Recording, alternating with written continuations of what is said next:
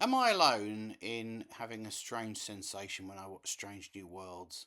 I see a clock in front of my eyes with the hours, minutes, and seconds of my life ticking away.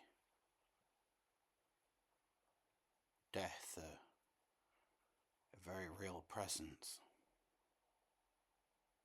Welcome to Critic's Log.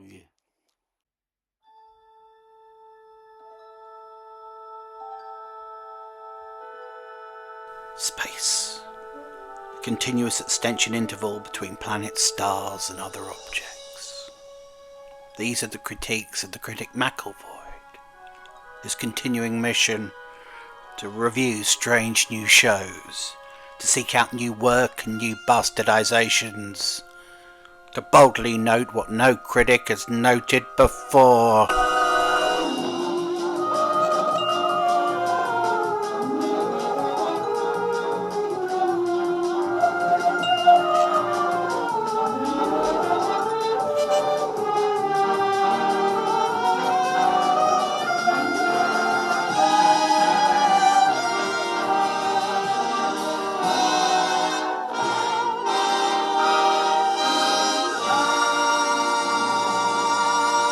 Welcome back, critics loggers. How are you feeling? Are you alright? Last week was an awful experience, wasn't it? It's taken us all week to kind of try to come to terms with it, and that on top of a beating week after week after week after week. Yes, we're like battered wives, aren't we? Critics loggers, we've taken so much punishment. We cower when a new episode of Strange New Worlds drops. So, oh no, please. What's it going to be like this week? Can we take another attack? I'm not sure. And I've tried to deal with last week as best I can. Rang the Samaritans. Couldn't get through to them, so rang Childline. Was too old. It's very difficult to get help sometimes, isn't it? But yeah, saw my GP. Obviously, the degree of anxiety there. But yeah, it's difficult, isn't it? It's difficult to describe the experience of watching Strange New Worlds because, it hits you, doesn't it, in places where the bruises aren't immediately obvious. People you work with, people you know, notice a bit of a change in your behaviour. You're quite sullen. You're not as talkative as you normally would be. You're a little bit, a little bit twitchy, a little bit nervous whenever you hear loud noises.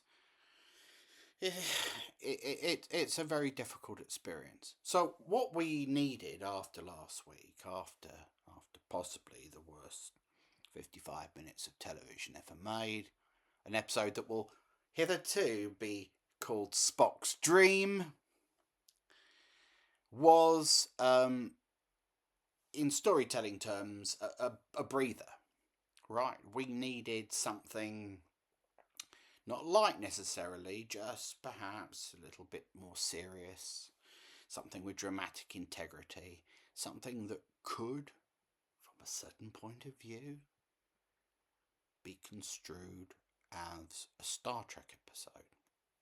Now, I know what you're going to say. This is Strange New World, so we're never going to get that exactly. But we might be able to get something that was just watchable, reasonable, which is as good as this show gets. It's as good as this show can ever get, because of course it is a derivative series written by hacks who wouldn't know an original idea if it beat them about the face. And oddly enough, it's almost as if I've crafted that introduction having seen the episode already. That's what we got in Off Hour. What's Off Hour? Well, it's a remake, like all Strange New World episodes, of a TNG episode. Disaster, in this case. Except, because we've got to have a gimmick, the show, there's nothing strange about it. It's got to be a gimmick, right? There has to be one. What is it this week? It's 24. We're going to do 24. You remember 24? Keith Sutherland used to to hunt terrorists with that relentless clock ticking down and split screen and all the rest of it. Real time. It's happening in real time. And that was the conceit this week, replete with split screens and the ship's chronometer on screen to count down the action for us so we could really feel the tension. The disaster in question was the Enterprise accidentally lapsing due to a warp imbalance into the kind of wormhole type vortexy thing that we saw in the motion picture. Scotty called it a murder vortex in his own imitable, subtle way.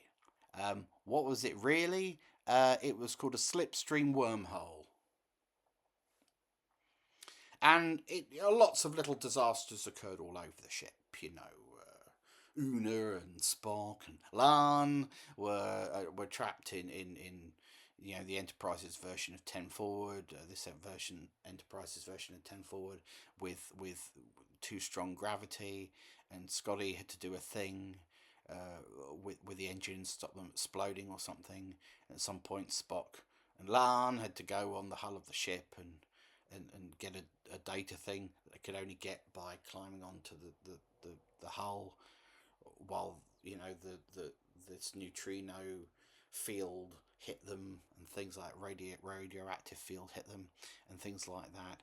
Oh, and Pike, who's always in the show passive, doesn't have any role at all, needn't be in it, did nothing at all. The real thread, the interesting thread, was M'Benga. Remember Dr. M'Benga? Who had a fatal crush injury. If a medical table was removed from his waist, he would die because his poor innards had been crushed. Everyone, including Cage era Dr. Boyce, returning to the Enterprise now as second banana, in Chapel's words, the off-duty CMO, said to Chapel, "Leave him, he's a dead man." Didn't say it like that. That's my vocal interpretation of the role. And everyone wrote M'Benga off. M'Benga wrote M'Benga off. And we thought, is this it? Is this the moment that M'Benga becomes Boyce? And we inch closer to the preconditions for the original series, where Boyce, of course, would have to leave the Enterprise. Chapel's talking about leaving the Enterprise. Blah, blah, blah, blah, blah. But this was the thread that was actually dramatically interesting. All the others were superfluous, frankly, and unnecessary. It could have just been M'Benga and Chapel trapped in sick bay for whatever reason. And that might have been interesting. It could have been an interesting two-hander. Perhaps if they move the action to a facility somewhere where the Enterprise can immediately help, then the other characters wouldn't have needed to have been in it, and that would have been even better. But yeah, this was alright. And it was okay because M'Benga is a good character and is very well played. And we like him, don't we? We like M'Benga. Even though he's a killer. We like him, and we'd like to see a bit more of him. And as always here, he was absolutely fine. Rock solid in character terms.